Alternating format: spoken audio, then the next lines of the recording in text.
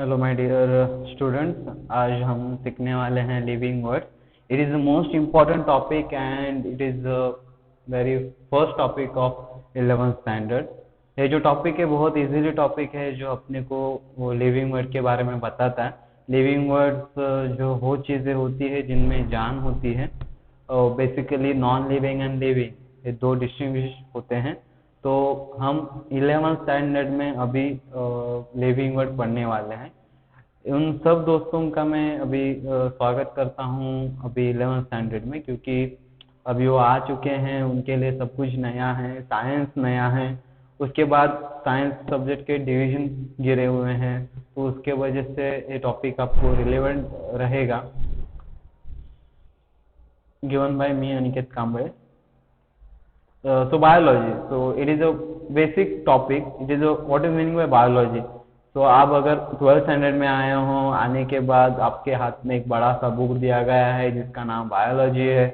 तो हर किसी को क्वेश्चन रहता है कि bio means what, biology means what, कि हर सब्जेक्ट को, हर टॉपिक को एक मीनिंग रहता है, वैसे ही बायोलॉजी को एक मीनिंग है। तो बायोलॉजी का बेसिकली मीनिंग है the term biology is derived from the Greek word bio means life and logia means study. So whatever biology में हम जो भी टर्म पढ़ रहे हैं, जो भी कुछ वर्ड्स हम अभी जान रहे हैं या उसके बारे में हम सोच रहे हैं या पढ़ रहे हैं बायोलॉजी में, बेसिकली वो कहाँ से आए रहते हैं? ग्रीक वर्ड से, या ग्रीक जो है उस देश, उस लैंग्वेज से हो आए हुए हैं सब चीज़ें। तो bio means life and the लॉजिया means study. तो बेसिकली बायोलॉजी का बेसिक मीनिंग क्या है? तो स्टडी ऑफ लाइफ। तो लाइफ के बारे में स्टडी करना मतलब बायोलॉजी है। The biology is the study of life and living organism. तो बायोलॉजी क्या है? जो लिविंग ऑर्गेनिजम्स के बारे में पढ़ाई करने को हम यहाँ पे ज़्यादातर फोकस करते हैं कि बायोलॉजी में लिविंग ऑर्गेनिज्म पे, यहाँ पे नॉन लिविंग पे नहीं बोला जाता। जितने भी नॉन लिविंग चीज़ें हैं उनके बारे में बायोलॉजी में पढ़ा जाता है, जैसे वाटर है या इकोसिस्टम है, एवरीथिंग। इकोसिस्टम में आने वाली जितने भी चीज़ें हैं इकोसिस्टम में नॉन लिविंग थिंग भी आती है, वैसे उसमें पढ़ा जाता है। लेकिन ज़्यादातर जो चीज़ें हैं वो लिविंग वर्ड जो है, लिविंग ऑर्गेनिज्म, वही बायोलॉजी में पढ़ा जाता है। Life can be defined as a property or equality of the living organism that distinguish from the dead or non-living in function life।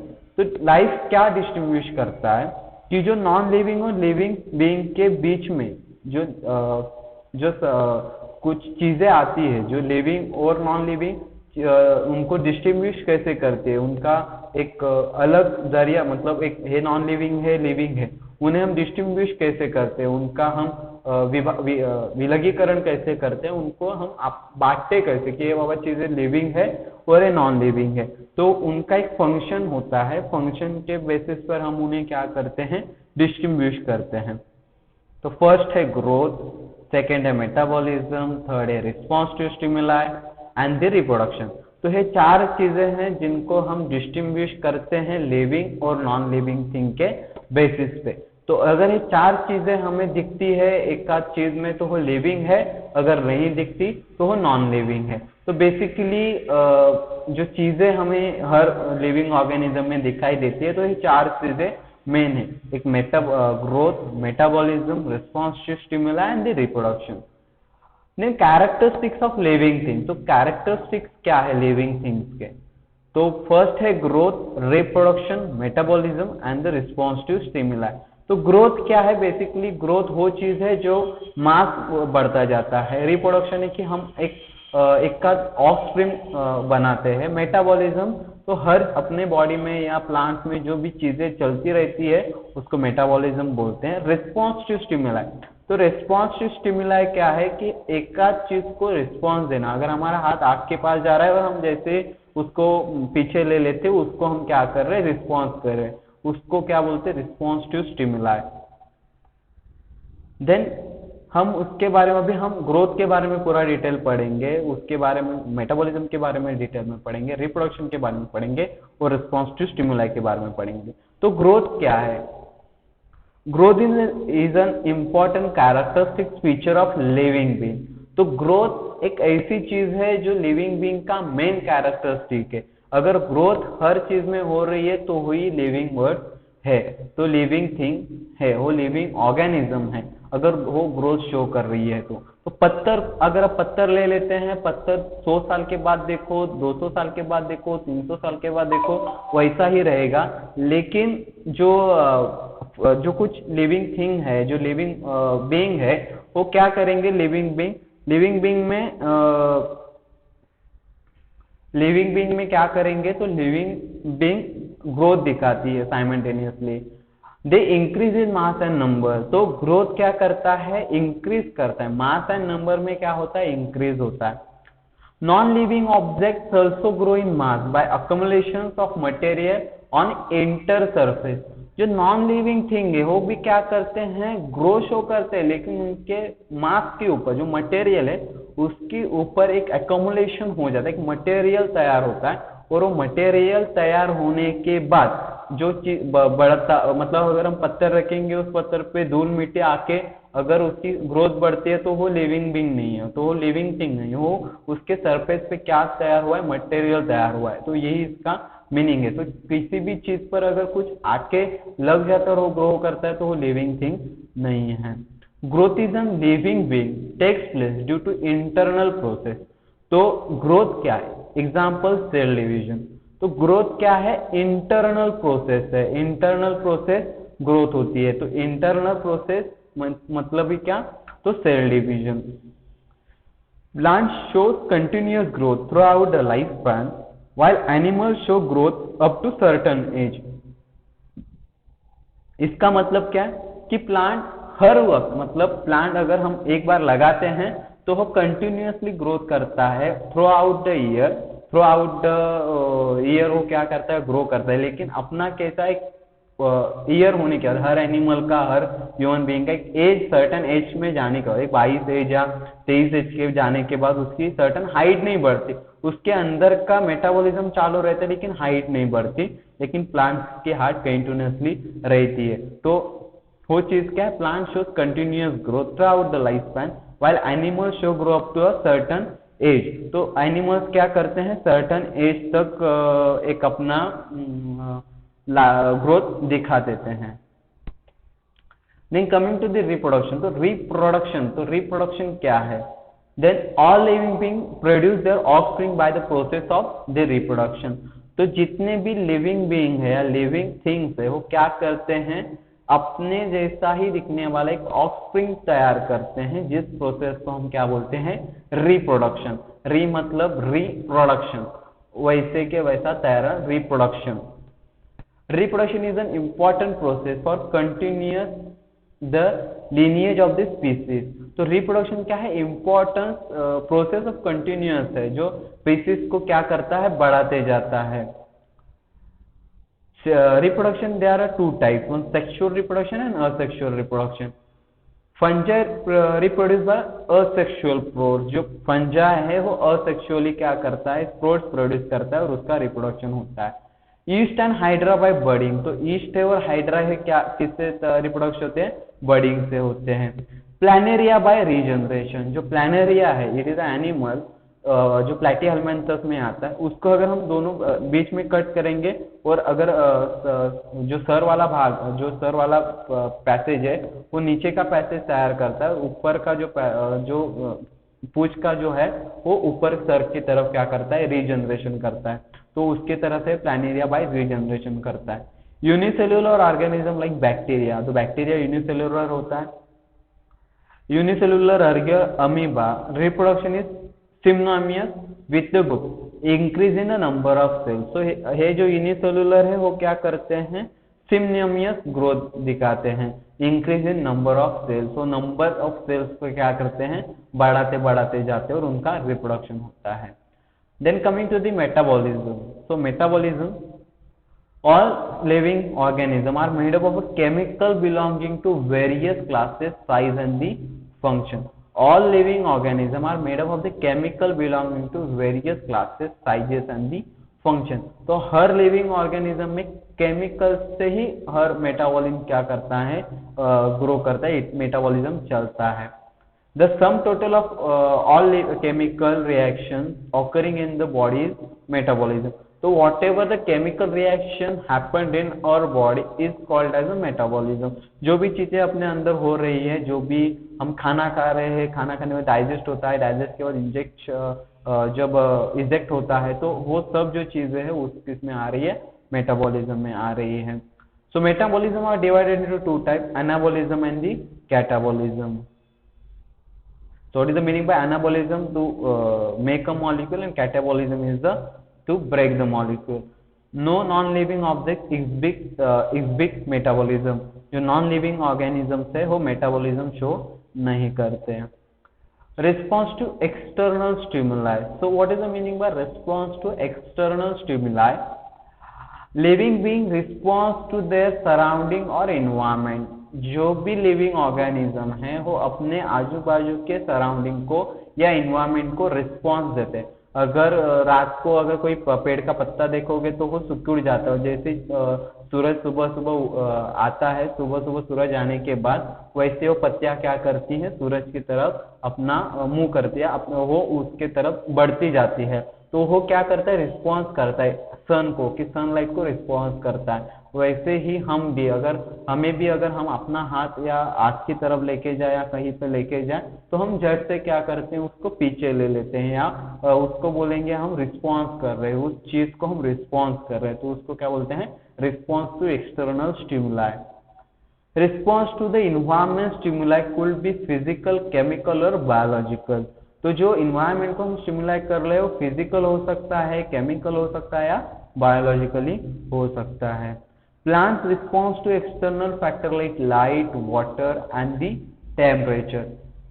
जो प्लांट्स है वो किसको रिस्पॉन्स कर देती है, लाइट को, वाटर को और टेम्परेचर को. Human being the only organism which has self consciousness. तो जो ह्यूमन है वो क्या करता है, सेल्फ कॉन्शियसनेस है. तो क्या अपने आप को क्या करता है, एक चीज को रिस्पॉन्स करता है. herbarium. So it is a new term are coming into the living world called as a herbarium. The word herbarium, plural herbaria, was coined by the Pitton de Tronford in the book Elements. The art of herbarium was initiated by the Italian taxonomist Luca Ghini in 1490 and 1556. Herbaria are effective tool in a taxonomic study. जो herbaria है वो effective tools है taxonomic study के लिए. A herbarium is essentially a dried plant specimen that is pressed, treated and mounted on a standard size sheet in order to preserve it. तो ये क्या है, herbarium एक स्टैंडर्ड पेपर रहता है. स्टैंडर्ड पेपर होने के बाद एक प्लांट हम लेते हैं, प्लांट को हम प्रेस करते हैं, प्रेस करने के बाद उसको ट्रीट किया जाता है वेरियस पाउडर के साथ, वेरियस केमिकल के साथ, जो लॉन्ग टर्म रहेगा, लॉन्ग टर्म वो माउंट अपने पेपर पे माउंट रहेगा, तो उसको हम क्या करते हैं, माउंट करते हैं हर्बेरियम पे.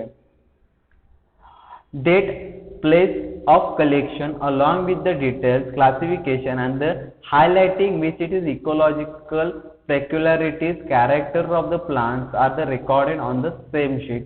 तो जो शीट रहती है उस पर date, place of collection along with the detail and classification रहता है, और उस पर ये भी रहता है किसने कलेक्ट किया, कब कलेक्ट किया, कहाँ पे किया, और उसका जो क्लासिफिकेशन है प्लांट का वो सब कुछ उस शीट पे रहता है.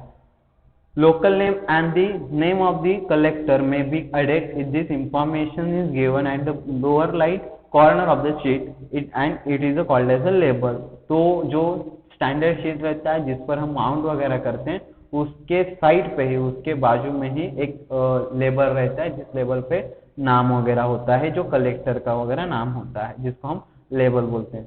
तो हर्बेरिया लुक लाइक दैट. तो ये जो पत्ता दिख रहा है या आपको जो एक प्लांट दिख रहा है वो माउंट किया है एक पेपर पे, और उसके साइड में जो आपको लेबल दिख रहा है वैसा एक लेबल रहता है राइट हैंड साइड के नीचे, जो क्या रिप्रेजेंट करता है, नेम रिप्रेजेंट करता है, कलेक्टर का नाम रिप्रेजेंट करता है, उसका बॉटनिकल नेम रिप्रेजेंट करता है, और वो सब चीजें वो रिप्रेजेंट करता है अपने हर्बेरियम पे.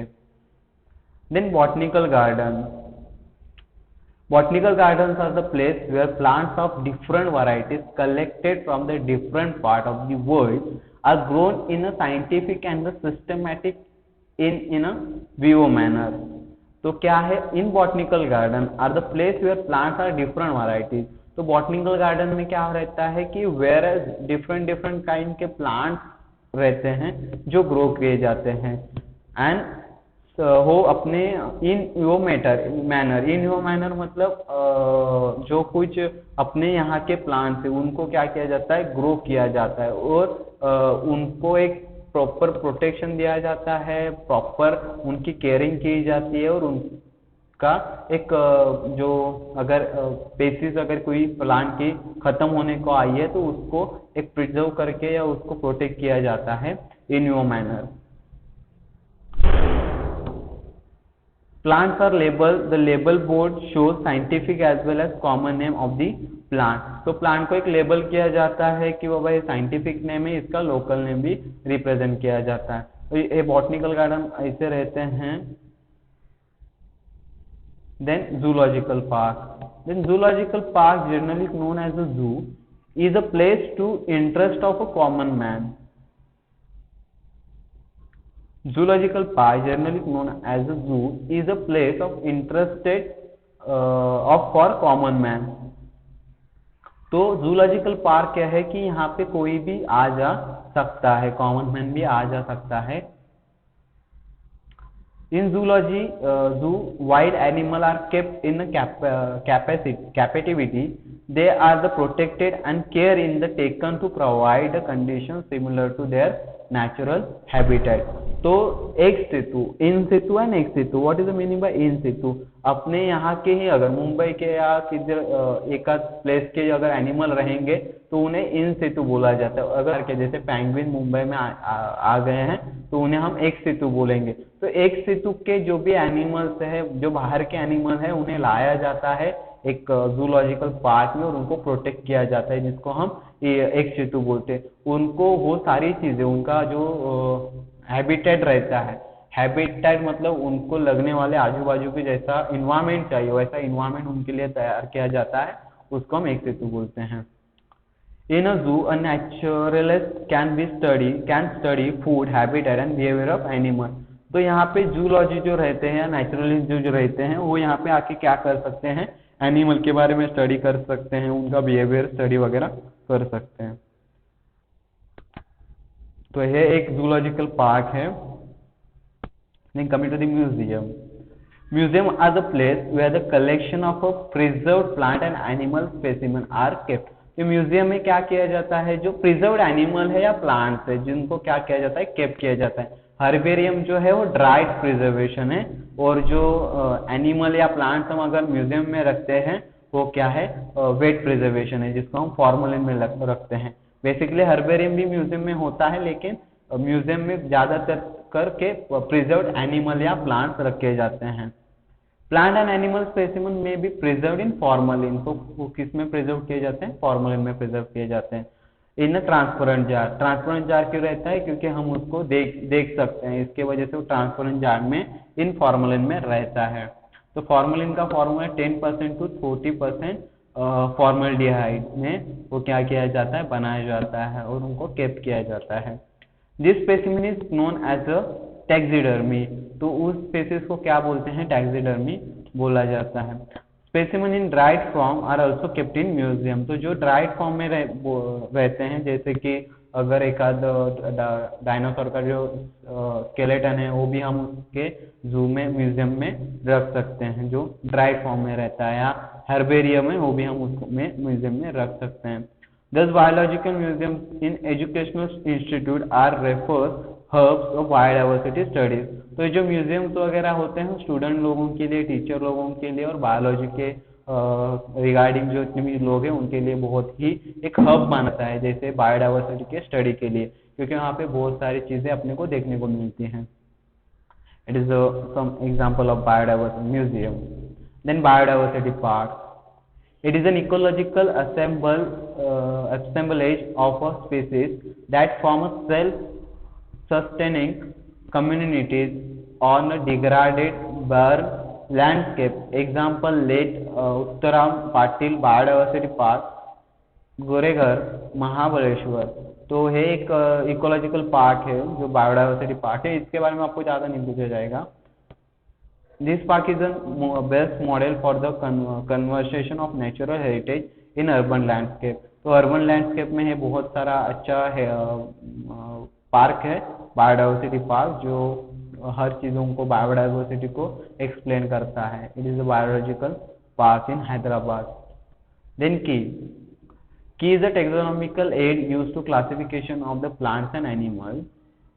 The key are based on the concentrating characters, on the concentrating characters get accepted and the other rejected.